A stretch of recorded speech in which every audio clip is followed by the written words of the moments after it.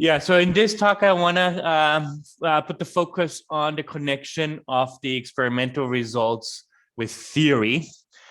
Yeah, and let's talk about the experimental aspects and technicalities. So I somewhat presumptuously called the talk How to Tackle Our Inverse Problem. Or alternatively, I could have asked, what if new physics is already slowly seeping into our data, we only don't see it because it seeped in or is seeping in a dispersed manner.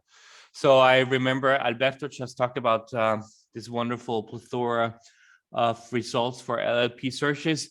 What if, there is no striking signal, but what if there is something slowly popping up in one channel, a 1 sigma thing, and in another channel, there's a 2 sigma thing. And if you contrast it with the ATLAS results, you would actually sort of would be getting hints towards new physics. What if this is actually the case? Sort of also presumptuously asking. I'm actually in this talk, I'm talking about the publication that is given here. Here's the preprint, and it's work done with Sabine, Andre, and myself. And yeah, I called it How to Tackle Our Inverse Problem. So what inverse problem am I talking about? It's not something we talk about, most of us talk about on a daily business. So the way I would like to define the inverse problem is by first defining the forward problem, right? There is the word inverse, so it must be the inverse to something else. So what is it that we would call the forward problem? And I already said, I want to be a bit more on the theory side with this talk. So the forward problem is a forward problem of the theoretical physicists among us. And that is that if you have, say you have a Lagrangian, you have a fundamental theory or an effective theory, doesn't matter in that context, or you have a great idea for a next standard model written down as a Lagrangian. What you need to do is from this fundamental theory, you need to derive your observable quantities, right? And this is actually a multi-step and quite a difficult thing, right? You need first to run down your renormalization group equations. You need to compute your vertices, masses. From this, you need to compute the cross sections. Then you need to fold in the detector and certain, the detector effects.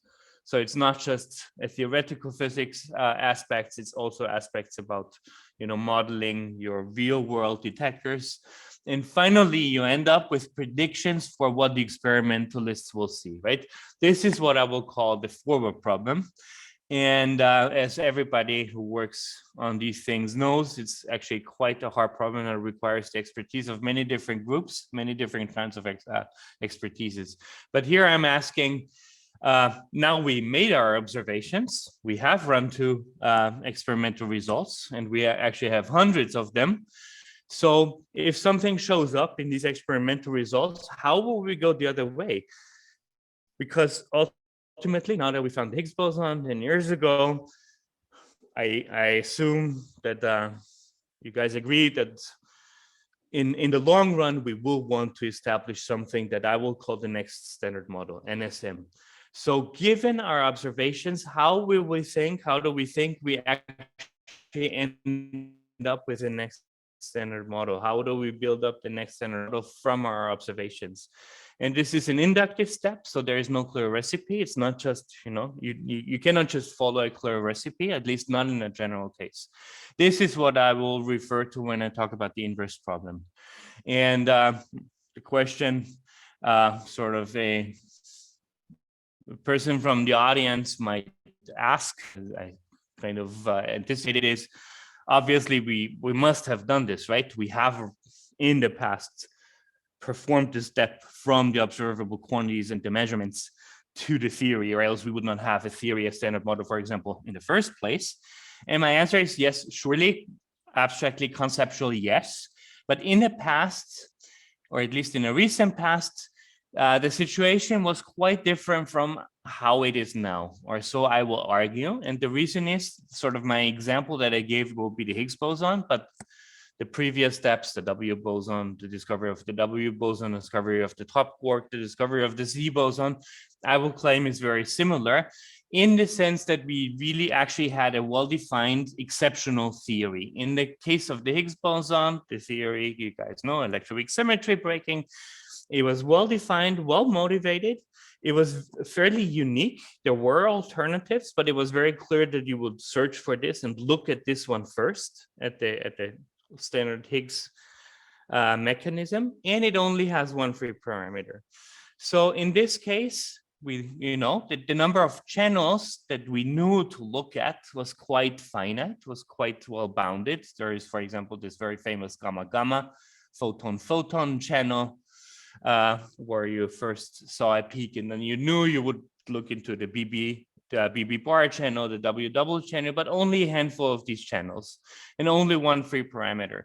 So in that context, it was clear that you could formulate the quest for the Higgs discovery as a classical hypothesis test, right? A hypothesis test, usually we take the likelihood ratio as our test statistic. I bring this because I will repeat on the likelihood ratio concept. So it's the ratio. The null hypothesis is the hypothesis that you can explain the data without the Higgs mechanism. You divide it by the likelihood. A hypothesis is the likelihood, right? In that context, the hypothesis of having no Higgs corresponds to the likelihood that there is no Higgs given the LHC data, and we divide it by the likelihood that there is a Higgs boson with a mass m given the LHC data. And you maximize, you take that likelihood or that mass of the Higgs boson that gives you the maximum likelihood. This is the test statistic, and then all you're doing in the case of discovery, this is sort of basically the situation that we faced 9-10 years ago, is this T test statistic T extreme under the null hypothesis that there is no Higgs. And extreme translates into looking at the p-values. So you were asking yourself, is the p-value for this test statistic, the p-value is just the distribution of the test statistic under the null hypothesis. Is the p-value smaller than part can now see your application? Okay, thanks. The p-value, is it smaller than 1 minus the CDF of the Gaussian of 5 sigma? So do we have a 5 sigma discrepancy? Let's just phrased a bit differently. If you do, you claim a discovery. So what's different now? A few things are different. I already alluded, I think, to them. Is number one, we don't have one very distinct theory. We have, this is already a plot that is at least 10-15 years ago. It's Hitoshi Murayama's concept of a landscape, of a space of theories. So you don't have one great idea, one very distinct great idea, the way you had it 10 years ago. You have like many great ideas. Admittedly, supersymmetry sticks out somewhat, but supersymmetry comes in many flavors, and it's also challenged by extra dimensional theories that we see on the bottom left here, Higgs extensions on the top right. Superstring, okay, is even more high energy end of this theory spectrum. You have now all these dark matter models and so on and so forth. So you have quite a landscape of theories, and most of these theories, especially the supersymmetric ones, for example, they don't come with a single parameter like it was the case for the Higgs boson. They come with 100 parameters, like our favorite MSSM, vanilla MSSM, has 100 parameters. And even if you condense it to what we call the phenomenological MSSM, we still have order of 20 free parameters. So that's on the theory side. On the experimental side, it's also very different conceptually, in the sense that we don't just look at 4 channels, we have to look at this whole slew of channels. Am I still understandable? Does it work now with the audio, with the microphone? Yes, it does. Yes. Okay, very good. Yeah. Very good. So you have you don't just look at, in the case of the Higgs boson, we had 5 channels to look at, or order of magnitude signal regions. And now we have this whole slew. So the question will be this time, how do we envisage that we actually construct the next standard model from all this slew of data? So how do we go from all these plots to finding the one point in theory space that it is actually realized or is approximately realized in nature. How do we do this? And obviously the answer is in some very specific cases. For example, the situation we had in around 2015 when we saw something, at 750 GeV in the diphoton channel, it could be that nature is kind again, in the sense that the extension to the standard model that would be added or will be added next is a very simple one. Like, for example, we find a Z prime, so we would just extend our gauge symmetry by another U1 symmetry and we're done. In the case of supersymmetry, this is very implausible, right? In the case of supersymmetry, it's much more plausible that we would actually see a dispersed signal, that sort of some hints of supersymmetry would pop up in the long-lived searches, some hints will pop up in the prompt searches, but in different channels and so on and so forth. So how do we make the connection? And what I want to argue is that the more straightforward, at least from a theory perspective, is what I call the top-down approach. That's also the approach that we took in the case of the Higgs boson, Higgs discovery. And that is top-down in the sense that you start with a theoretical idea. You start with a theoretical abstract concept. So in the case of the Higgs boson, you have this great idea of the electroweak symmetry breaking mechanism. You write down your Lagrangian, you solve what I called the forward problem. So you calculate the observables, non-trivial step. You compute your test statistic. If the test statistic is in favor of your theory and in disfavor of the previous theory, you're done. You can claim your prize in Stockholm. If it's not, you come up with a better idea, and so on and so forth, until sort of ideally you have an extended model at your hand. This can be done, but in light of our situation right now, this seems to be more and more difficult because it's so much less, we're so much more dark, pun intended, about what type of theory will be the next standard model. So what we propose, not only us, but also we propose in our preprint is that we go bottom up. We start with what we know. What do we know? We know what we measured. So we have our experimental findings, we have the experimental results. And in this work that I am presenting here, we build on the already published results. So we don't propose to search for in a different way or anything. We just do basically, if you wish, meta statistics on the published results in an automated fashion. So our idea is you have your experimental findings, you describe them in a language that is amenable to theoretical physics. Why amenable? Because you eventually, you want to make the connection with theoretical Lagrangians. So you describe them typically what our community established in the last 10, 15 years or so is simplified models for searches, because there we expect on-shell effects in effective field theories for measurements, because there we expect new physics to manifest itself in an off-shell fashion. And our proposal here is that from this we don't immediately try to make a connection with a fundamental Lagrangian. Instead, we want to construct precursor theories, incomplete theories that are meant to only empirically describe what we actually know. In our case, we started with models because this is our software. So we confined ourselves to the simplified models results in our database, and we were wondering if there's already new physics slowly seeping into the database, and if we can construct these precursor theories in an automated fashion. So this is how we did it. So we have the raw LHC data that gets summarized in the guise of simplified models results. That's a restriction that we accept it because it makes our life easier. We can do things faster. And from this, we construct precursor theories, which we dubbed Proto Models. And in this context, the Proto Model can be thought of as just a consistent set of simplified models. So if you take simplified models, you stack them up, you connect them, you put them together in a consistent fashion. This is what we call a Proto Model. And we don't think about the next standard model Lagrangian. We don't think about the fundamental gauge symmetries, fundamental principles. which type of partners, you know, like SUSY has opposite spin partners, extra dimensional models have same spin partners, all these questions of how to get from these empirical descriptions to the fundamental description of nature, we delay that question. We think of this later, only when we have something more tangible. So this is what we do. We try to identify potential dispersed signals while at the same time building these contexts, these proto models, these theoretical contexts for the potential dispersed signals. While we also want to construct proto models that are compatible with the slew of the negative results in our database. I will mention this again later, what that means. So the way we handle it is we automate this.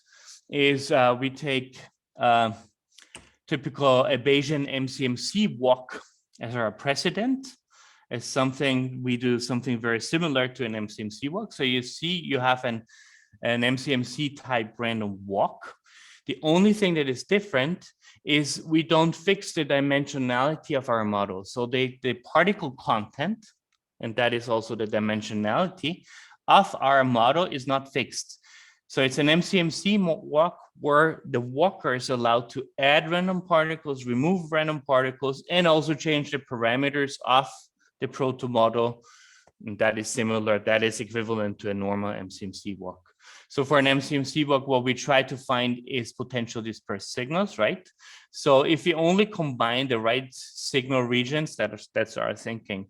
If we only combine the right signal regions of the right analyses, maybe we find an interesting hint of a dispersed signal, and the proto model serves as the context. So we need a test statistic. I will come to that. And random modifications. The video is actually online also. So the test statistic is the core of the whole procedure.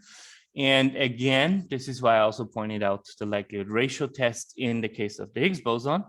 You have a ratio of likelihoods. We want to identify potential dispersed signals. So we want to identify maximally violating results that maximally violate the standard model hypothesis. That's why it's a likelihood ratio of the standard model hypothesis divided by the BSM hypothesis, and the BSM hypothesis is the proto model itself. So this quantity gets smaller the larger the discrepancy. So this whole quantity, it's minus the logarithm, gets larger the bigger the discrepancy. And here we have prior. So the whole thing is, this is a likelihood ratio, but here we have Bayesian type priors. Harrison gave his introductory talk, right? So this is something familiar. So this looks very much like a Bayesian factors. And these priors, it's sort of, they encode the a priori knowledge we have, or probability for the standard model hypothesis divided by the a priori probability for the BSM hypothesis. So what is the a priori probability? And the way we set it up, we constructed it that way, is that we use these a priori probabilities, these concepts of a priori probabilities, to penalize for model complexity. So you see that the a priori probability is directly proportional to e to the minus the number of degrees of freedom, whatever that means, of a model. So it means that the more complex the model, the smaller we think of the a priori probability of that model to be. That way we penalize for model complexity. That way we implement Occam's razor. So this guy makes sure that when in doubt, the less complex model, proto model, is actually constructed. So you see we have likelihoods, this implying, and we have likelihoods of combinations of results. The C stands for combinations. So the whole effort is based on likelihoods. So how do we construct our likelihoods? And the answer is we have a database of experimental results, searches only. That's this models database of roughly order of magnitude 100 publications, roughly 50 CMS, roughly 50 ATLAS. And we assume a simplified statistical model that explains the data, behind the data. This simplified statistical model, I can elaborate on this, but basically for most of the time, it's just a Poissonian for the counting variable, counting the number of events in the bins, and the Gaussians to describe the nuisances, but all the nuisances in a single Gaussian because it's simplified. Yeah, so this is how we construct these individual likelihoods. And then we're searching here for the combination of likelihoods that is allowed in the sense that we assume the likelihoods to be approximately uncorrelated. How do we do this? Well, we have this estimate of a simplified binary inner analysis correlations matrix. So we assume here, this is for CMS 13 TV results, the prompt results. So if for a given pair of analysis, the box checks as red, we assume that this pair of analyses sort of has an overlap in the signal regions. They don't look at disjoint regions in our data. So CMS SUS 1706 and CMS SUS 1906, we don't trust it, or we assume that they don't look at completely different chunks of data in their signal regions. Hence, we don't allow for a combination of the likelihoods because we do not know the correlations. This is work done, in the Feno world outside of the experimental collaborations. So you don't yet have access to the information about the correlations. If it marks, if the box of a given pair checks as green, we assume that we can safely combine this given pair of analyses because their signal regions are disjoint. We don't look at the control regions and possible overlaps in the control regions or between control regions and signal regions. This is another one of many simplifications that we make in this whole effort. But so we have this inner analysis correlations matrix that tells us what we're allowed to combine and what we're not allowed to combine. And then now we search for this legal combination of signal regions between experiments, between runs, and between analyses that maximizes for this test statistic K. And this potentially gives us the most interesting proto model as well as the most interesting combination of signal regions. Okay, here I said a bit more about how the AIISER, the penalty term works, but maybe more importantly for more experimental, another aspect, let me put it like this, another aspect of this test statistic is that here we have the likelihood ratio of the standard model divided by our proto model, the BSM model. And we model it to have only one parameter. And that parameter is the overall signal strength. That's one other thing is the proto models, just like the simplified models, have this notion of cross sections being free parameters, because we do not assume we understand what is behind the proto models, whether it's SUSY motivated or something else. So the cross sections are free parameters, and we maximize for an overall signal strength in this test statistic, but we allow only for, we confine the support of this variable such as to make sure that all the negative results in our models database are respected. Meaning we cannot, by construction, we have this mechanism in our machinery that makes guarantees that our proto models never violate the negative results in our database. They all stand within the exclusion lines, if you wish, of the published results. So we have this whole machinery, we have this whole algorithm, and what we did in 2020 is we applied it many times in parallel, many runs. In total, we spent about 1 million CPU hours, which is very little for an experimental in the context of CMS ATLAS, but it's quite sizable given that it's a more theory work. And what did they find? What did these walkers find? The answer is they ran 10 times, 10 times 50 walkers in parallel and so on and so forth. And here is the proto models that they found as the winning proto model, winning in the sense that the test statistic is maximal. And you see that in all the runs, did the machinery introduce a top partner particle. And you don't see this in the plot, but the top partner particles, the cross sections are actually compatible with the cross sections you would expect from supersymmetry. That was not coded in, right? It could have ended up with different cross sections, but it didn't. And in all runs, did it add a squark, a light quark partner, something like S down. And same thing, it could have been in different cross sections, but the cross sections are actually, give or take, compatible with the cross sections you would expect from a supersymmetric theory. In one case, for example, it added a muon partner particle, but only in one case. In most cases, it did not find this to be sort of added value. And in this run, because of technical restrictions, we actually hard-coded, we actually forced an LSP-like particle to be in the model. So it's not surprising that this particle is in there.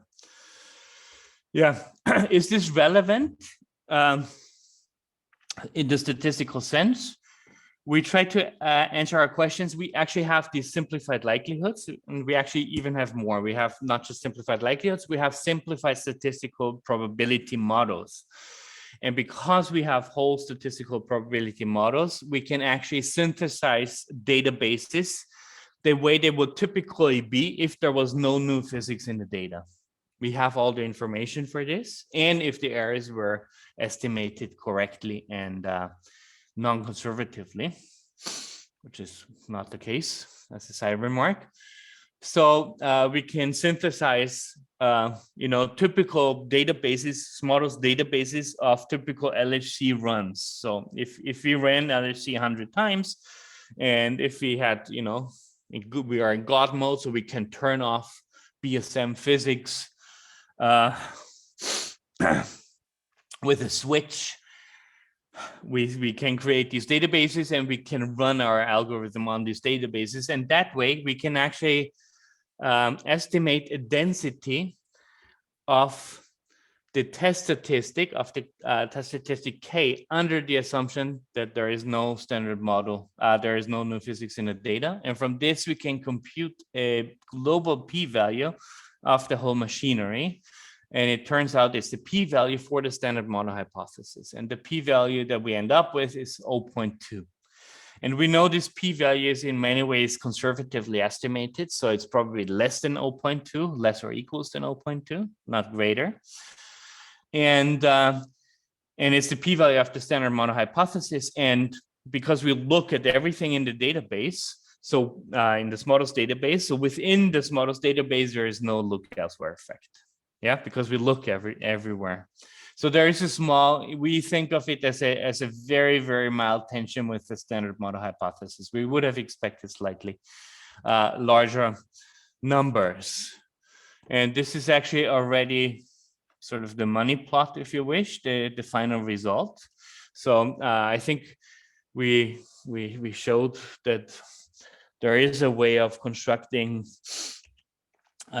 precursor theories from data. The result by itself, we find it interesting, but I mean, the tension it's not like striking, obviously. Duh. Even though it's estimated conservatively. And of course, what we want to do now is, run 3 comes up. So we'll have results from run 3. We'll have better likelihoods because there is this publication of likelihood effort that is now going on that I'm sure you guys, Harrison has also brought up. We can improve our algorithm. We can increase the space of theories that we can cover with our approach. So we're very much looking forward to what the new data run 3 and then run 4 have in store for us. And obviously something that you would do either manually or with an algorithm like ours, obviously, is say you see a 3 sigma discrepancy in the run 3 data in one channel. The first thing you would immediately do, I think, is, you would ask your colleagues from the other experiment if they see something similar, but you can also go back to run 2 and see if you see a, 2 sigma effect in run 2, in the run 2 data. And this whole machinery that I presented actually would do something similar, except it would do it in an automated fashion and in algorithmic fashion. So it's probably more efficient in finding such correlations between excesses and different runs and different experiments in a automated way. Yeah, that will be all. Thank you very much. Thank you, Wolfgang, for this wonderful and interesting talk. So now the session is open for queries and questions. So please raise your hand and unmute yourself and ask the question. Yeah, Satyaki, please unmute yourself and ask the question. Yes. Hello. Hi. Yeah, I unfortunately missed, I think, some important slides due to also network problem from my side. One question is that in building this likelihood, are you using priors? I think you said you used priors. So for the competing theories, do you use? Yes. So and yes. Yeah. So in that sense, is your approach Bayesian? That is a very good question. There is also Bayesian elements that we use. Yes. So one thing is we have priors on proto models. Yeah, and the priors on proto models are e to the minus the complexity of the proto model. So we use the Bayesian prior to encode, to penalize for model complexity. Yeah, so we say a priori, the simpler new theory has a higher probability in the Bayesian sense.